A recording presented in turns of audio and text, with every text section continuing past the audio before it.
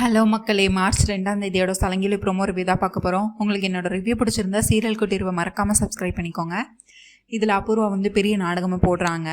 சாப்பாடு எல்லாருக்கும் சாப்பாடு எடுத்து வச்சுருக்கும் போது பிரியாணியில் எதுவும் பண்ணாமல் சும்மா சிம்பிள் டிஷ்ஷாக ரசம் இதெல்லாம் வச்சு ரொம்ப காரம் அள்ளி போட்டிருக்காங்க. உடனே அதுக்கு அடுத்து பூமி ஸ்டார்ட் பண்ணுறாள். அதுவும் ஃப்ரீயாக வேறு ஸ்டார்ட் பண்ணுறாள். அவள் இங்கே இருக்கிற சொத்து தான் எல்லாத்தையும் எடுத்து கொடுக்க போகிறான். அடுத்துக்கு நம்ம கடைசி காலத்தில் இப்படி தான் நம்ம சாப்பிட்ணும், அதுக்கு இப்போயே சாப்பிட்டு பழகிக்கோங்க அப்படி இப்படின்னு சொல்கிறாங்க. அதுக்கடுத்து நட்சத்திரம் ஃபஸ்ட்டு எடுத்து வாயில் வைக்கிறாங்க. அவ்வளோ காரம் காரம் காரம் காரம்னு கத்துறாங்க. அவங்க கத்துறதை பார்த்துட்டு முதல்ல பிந்து இருந்துச்சு, எனக்கு சாப்பாடு வேணாம் எனக்கு பசிக்கலன்ட்டு போகிறாங்க. அடுத்து சரி இருந்துச்சு, எனக்கு இன்றைக்கி இப்போ பசிக்கல, நான் அப்புறமா சாப்பிட்டுக்கிறேன் அப்படின்னு போகிறாங்க. அதுக்கடுத்து மீராவும் அதை பார்த்து பயந்து, இல்லை எனக்கு இவ்வளோ காரம்லாம் சாப்பிட்டா எனக்கு ஒத்துக்காது அப்படின்னு சொல்லிட்டு அவங்களும் எந்திரிச்சு போகிறாங்க. இப்படி எல்லாருமே எந்திரிச்சு போயிட்டாங்க. கடைசியாக மருதாணியில் அபூர்வா அண்டு நட்சத்திரா மட்டும் தான் இருக்கிறாங்க. உடனே அதுக்கடுத்து மருதாணியில் இவ்வளோ காரம் சாப்பிட்டா நான் போய் சேர வேண்டியதான், ஏமா இப்படி பண்ணிட்டேன் அப்படிங்கிற மாதிரி பேசிகிட்டு இருக்காங்க. இன்னுமா சித்தி உங்களுக்கு புரியலை அப்படின்னு சொல்லிட்டு, இது எல்லாமே நான் ஒரு காரணமாக தான் பண்ணுறேன் அப்படின்னு சொல்லிட்டு அதுக்கடுத்து திரும்ப அந்த வேலைக்காரங்களை கூப்பிடுறாங்க. கூப்பிட்டு பிரியாணி எடுத்துகிட்டு வா அப்படின்னு சொல்கிறாங்க. அதுக்கடுத்து இவங்கெல்லாம் சந்தோஷமாக இது பண்ணிகிட்டு இருக்காங்க. அங்கே ககன் பூமி பார்த்தா ரொம்ப ஹாப்பியாக பூமி அங்கே நாட்டியம் ஆடிட்டு இருக்காங்க அந்த ஸ்டேஜில். அதுக்கடுத்து கீழே ககன் கைத்தட்டி ரொம்ப ரசிக்கிறாங்க, அவங்கள உற்சாகப்படுத்துகிறாங்க. அவங்க 2 பேரும் சூப்பராக என்ஜாய் பண்ணிகிட்டு இருக்காங்க. அதுக்கடுத்து ககனும் அவங்களோட போய் பூமியோட போய் அந்த இடத்துல டான்ஸ் ஆடுறாங்க. கடைசியாக ஆஸ் யூஷுவலாக அவங்களுக்கு ரொமான்ஸ் பண்ணுறாங்க.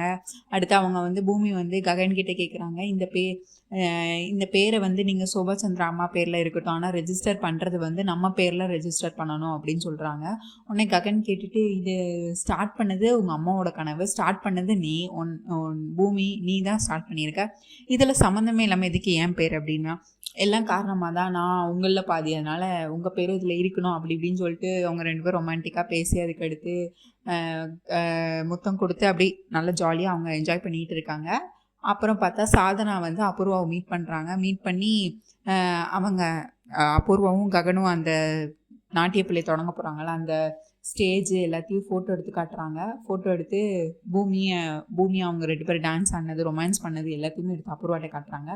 நீங்கள் நேற்று என்கிட்ட என்ன சொன்னீங்க, எனக்கு இப்போ பூமி ஸ்டார்ட் பண்ண மாட்டான்னு தானே சொன்னீங்க, இன்றைக்கி என்ன நடந்திருக்கு, இதனால தான் எனக்கு கோவமே உங்கள் மேலே அப்படின்னு சொல்லிட்டு சாதனா அபூர்வா மேலே ரொம்ப கோவப்படுறாங்க. உடனே எதுக்கு நீ இப்போ இவ்வளோ கோவப்படுற அப்படின்னு அபூர்வாவும் திரும்ப கோவப்படுறாங்க. உங்களுக்கு என்ன நஷ்டம், எனக்கும் நஷ்டம் தான், ஏன் பட்டு சொத்து தானே அந்த பூமி அழிக்க போகிறா, அப்போ எனக்கு அது நஷ்டம் இல்லையா அப்படின்னு சொல்லிட்டு அவங்களும் பேசிகிட்டு இருக்காங்க.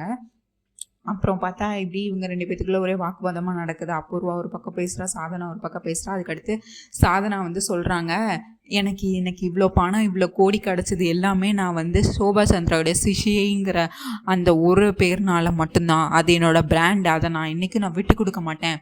இப்போ பூமி ஆரம்பித்தான்னா நான் அவங்களோட சிஷியை தான், இப்போ அவங்களோட பொண்ணு சோபா சந்திராவோட பொண்ணு தான் பூமி. அதுவும் இல்லாமல் அவள் ஃப்ரீயாக சொல்லித்தரானா எல்லாரும் அவகிட்ட தான் படிப்பாங்க. அப்புறம் என்னோட இதுவே மொத்தமாக அழிஞ்சு போயிடும், என்னோட ராஜ்யமாக அழிஞ்சு போயிடும், அதனால் அவள் ஸ்டார்ட் பண்ணக்கூடாது அப்படின்னு சொல்லிட்டு இருக்காங்க.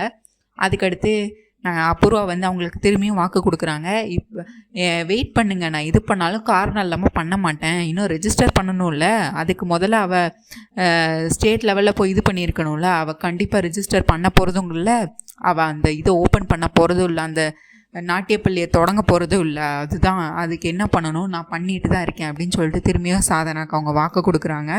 கண்டிப்பாக பூமி நாட்டியப்பள்ளி தொடங்க போகிறது இல்லை அப்படின்னு சொல்லிட்டு. அப்புறம் இங்கே கேபி ரொம்ப சோகமாக வீட்டில் இருக்கிறாங்க. அவங்க திரும்ப திரும்ப நினச்சி பார்த்துட்டே இருக்காங்க, அவங்க டிவோர்ஸ் கேட்டதை, சாரதா டிவோர்ஸ் கேட்டதை திரும்ப நினச்சி பார்த்துட்டு இருக்காங்க. திரும்ப மீரா கம்ப்ளைண்ட் பண்ணிகிட்டு இருக்காங்க.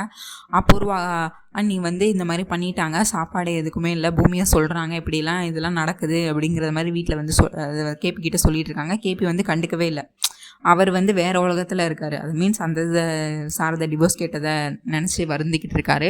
உடனே அதுக்கடுத்து திரும்ப என்னங்கன்னு கூப்பிட்றாங்க. உடனே அதுக்கடுத்து பார்த்தா சொல்லு சாரதா அப்படின்னு சொல்லிட்டாங்க. உடனே மீராக்கு கோவம் வந்துடுச்சு. ஓ அப்போ இங்கே இருக்கீங்க, மனசு ஃபுல்லாக உங்களுக்கு அந்த சாரதா வீட்டில் தான் சுற்றி வருதா, நான் மீரா அப்படின்னு சொல்லி இது திரும்பி அதுக்கு ஒரு சண்டையை போடுறாங்க. நான் என்ன சொன்னேன்னே கேட்கலையா அப்படின்னு சொல்லிட்டு, உங்களுக்கு அந்த மீரா குடும்பம், உங்களுக்கு அந்த சாரதா குடும்பம் தான் ரொம்ப பெருசா அப்படி இப்படின்னு சொல்லிட்டு மீரா வழக்கம் போல் கேபி கிட்ட ரொம்ப சண்டை போடுறாங்க. அதுக்கடுத்து கேபி கடைசியாக டிவோர்ஸ் கேட்குறாங்க. யார்கிட்ட, மீரா கிட்ட டிவோர்ஸ் கொடுன்னு கேட்குறாங்க.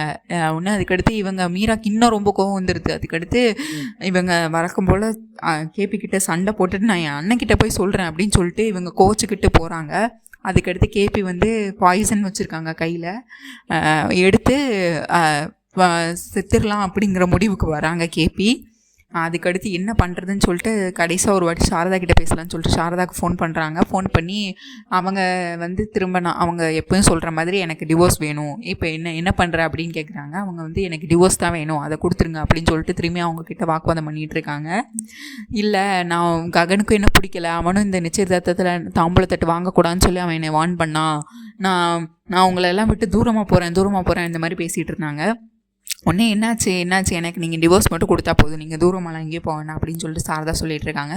கடைசியாக அவங்க சொல்ல போகிறான், கடைசியாக என்னால் உன்னை விட்டு தூரமாக போக முடியாது சாரதா அப்படின்னு சொல்லிட்டு, என்னால் 2 குடும்பத்துக்கும் என்னால் துரோகம்லாம் பண்ண முடியாது அப்படின்னு சொல்லிட்டு அவங்க வந்து நான் சாக போகிறேன் அப்படின்னு சொல்லிட்டு கட் பண்ணிடுறாங்க.